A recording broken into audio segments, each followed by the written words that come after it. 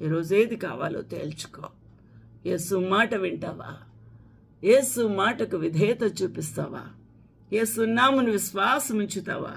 అలాగైతే ప్రభు ఇచ్చే గొప్ప వాగ్దానము, మరణము రుచి చూడడు. హల్లెలూయా.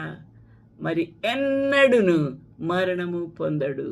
అంటే 1000 బతుకుతాడా? అది శరీర సంబంధమైన వాగ్దానము, బ్లెస్సింగ్ కాదు. ఇది eternal blessing to the soul.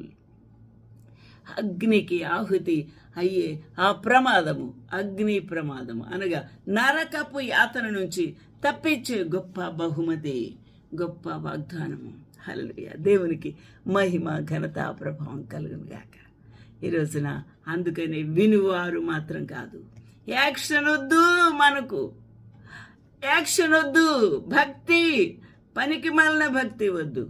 అందరూ చూస్తారు, మెచ్చుకుంటారనే భక్తి వద్దు. నీ అంతరాత్మను చెక్ చేసుకో. నీకు నీవే సమాధానం చెప్పుకో. నీకు నీవే సిద్ధపడు. నీకు నీవే ఆ ప్రభు యొక్క సన్నిధిని అనుభవించే ఆ యొక్క గొప్ప బాధ్యత నువ్వే తీసుకో. ఎవ్వరూ కాదు.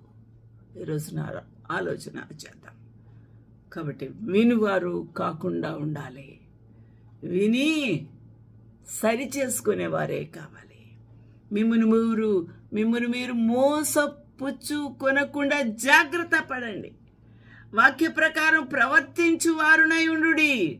ఎవడైనా వాక్యము వినువాడై ఉండి దాని ప్రకారము ప్రవర్తింపని వాడైతే వాడు అద్దంలో తన సహజ ముఖమును చూచుకొని మనుషుని పోలి ఉన్నాడు. తన సహజ ముఖం ఎలా ఉంటుందండి? నేను ఎలా ఉన్నాను నాకు తెలుసు. నేను సహజ ముఖాన్ని అద్దంలో చూసుకుంటున్నాను. కాబట్టి అద్దంలో చూసుకున్న తర్వాత అది మచ్చ, డాగు, కళంకం ఏది కనిపించినా సరి చేసుకోవాల్సిందే. ఈ రోజున సరి చేసుకోకుండా అలాగే పక్కకి ఇలాగ అనుకొని వెళ్ళిపోతుంటే ఆ మరకలు అక్కడే ఉంటాయి, ఆ డాగ్ అక్కడే ఉంటుంది, ఆ కంప అక్కడే ఉంటుంది. ఆలోచన చేద్దాము. సహజ ముఖాన్ని చూసుకుంటున్నావు కానీ దానిని కడుక్కున్నట్టుకు ఇష్టపడని వాడుగా ఉన్నావు. ఆలోచన చేద్దాం.